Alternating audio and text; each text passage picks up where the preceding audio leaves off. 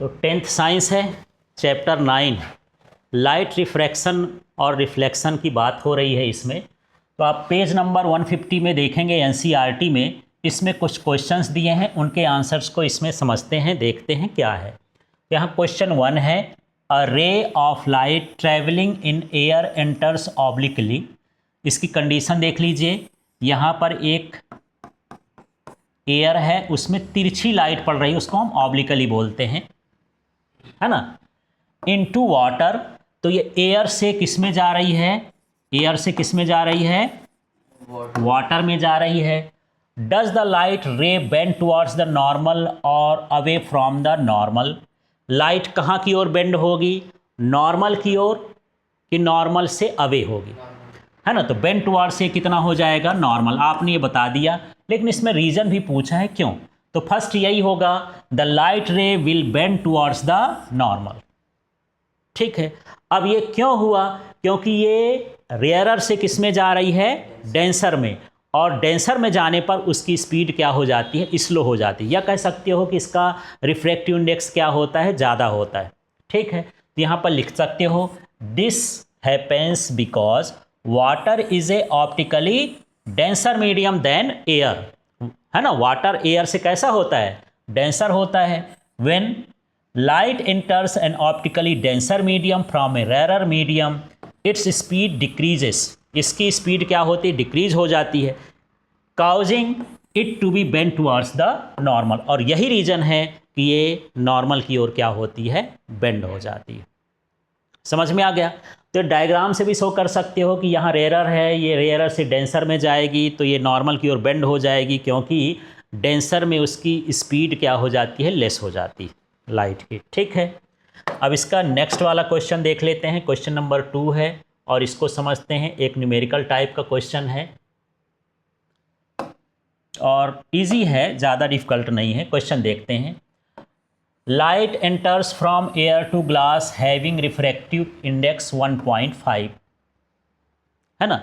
Light जो है air से किस में आ रही है, ग्लास में, और उसका रिफ्रैक्टिव इंडेक्स कितना है, 1.5 है। What is the speed of light in the glass, glass में इस लाइट की स्पीड कितनी होगी, ये हमको पता करना है। The speed of light in vacuum is 3 × 10⁸ metre per second, ये स्पीड है वैक्यूम में लाइट की। कभी कभी ये वैल्यू नहीं भी दिया रहता, तो आपको लर्न होना चाहिए ये। ठीक है, अब यहाँ पर हमको गिवन क्या है, रिफ्रैक्टिव इंडेक्स ऑफ ग्लास, इसको हम एनजी लिख दिए हैं, कितना दिया है, 1.5, और speed of light in vacuum दिया है, इसको हम सी से लिखते हैं 3 × 10⁸ मीटर पर सेकेंड। और हम फार्मूला जानते हैं, एन इक्वल टू होता है C/V रिफ्रैक्टिव इंडेक्स का। इसमें इसकी वैल्यू पुट कर देंगे तो 1.5 है, सी की वैल्यू पुट कर दोगे तो 3 × 10⁸ है। अब इसको ट्रांसपोज कर दोगे इधर की ओर, और इसको ट्रांसपोज कर दोगे इधर की ओर, है ना।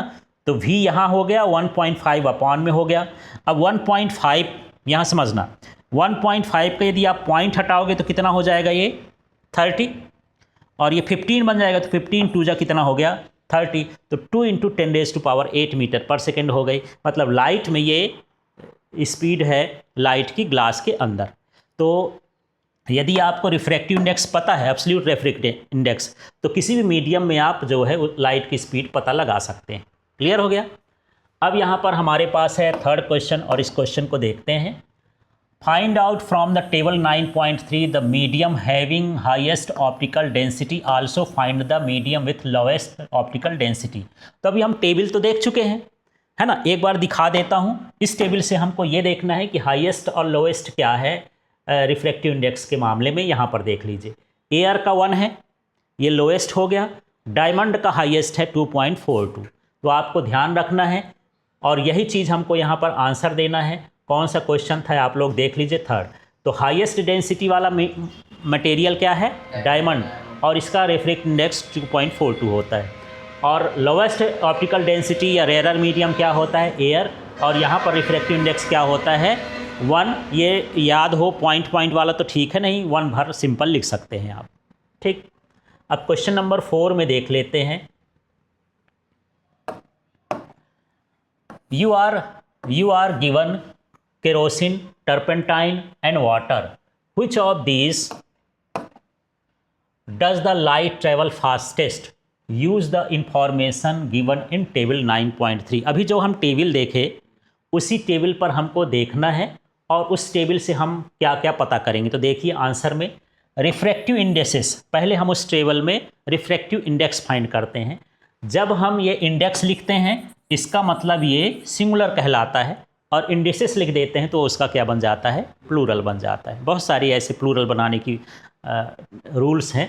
तो यहाँ पर वाटर में रिफ्रैक्टिव इंडेक्स कितना है, 1.33। केरोसिन का कितना है, 1.44। टर्पंटाइन ऑयल का कितना है, 1.47। तो ये टेबल से हम सबसे पहले उसका क्या निकालेंगे, रिफ्रैक्टिव इंडेक्स। अब इसमें पूछता है कि लाइट किस में फास्टेस्ट होगी, तो जिसका रिफ्रैक्टिव इंडेक्स सबसे कम होगा, रेसिप्रोकल होता है रिफ्रैक्टिव इंडेक्स का रिलेशन। तो यहाँ पर सबसे रिफ्रैक्टिव इंडेक्स सबसे कम किसका है, वाटर का है। तो यही है यहाँ पर light travels fastest medium with the lowest refractive index, result light travels fastest in water. यहाँ पर रीज़न ये है कि लाइट जो है जिसका रिफ्रैक्टिव इंडेक्स ज़्यादा होता है, तो कम होता है, वो उसमें फास्ट होती है। तो यहाँ पर इसका रिफ्रैक्टिव इंडेक्स कम है, तो यहाँ पर वाटर में क्या होगी, फास्ट होगी। इसके बाद हम यहाँ पर क्वेश्चन नंबर 5 में हैं और इसको भी देख लेते हैं। क्या है क्वेश्चन नंबर 5, देखिए the refractive index of diamond is 2.42। What is the meaning of this statement. इसका मीनिंग क्या है, इसका मीनिंग ये हो गया कि जो लाइट है वो डायमंड के कंपैरिजन में वैक्यूम में इतना फास्ट चलेगी, है ना। डायमंड में स्लो चलेगी लेकिन एयर में इतना टाइम्स क्या चलेगी, फास्ट चलेगी। तो यही लिखना है, this statement means that the speed of light in air, या वैक्यूम भी लिख सकते हो, is 2.42 times more than speed of light in diamond. Diamond में जो स्पीड ऑफ लाइट है उसका 2.42 टाइम्स फास्टर किस में होगा, एयर में होगा। ये इसका मतलब होता है। क्लियर हो गया। तो इस तरह से ये इसका क्वेश्चन आंसर है। इसी तरह की लाइव क्लास के लिए, नोट्स के लिए, क्वेश्चन बैंक के लिए आप LK फिजिक्स ऐप को डाउनलोड कर लें। इसमें आप मैथ्स का, साइंस का, इंग्लिश का नोट्स, क्वेश्चन बैंक और लाइव क्लास पाएंगे।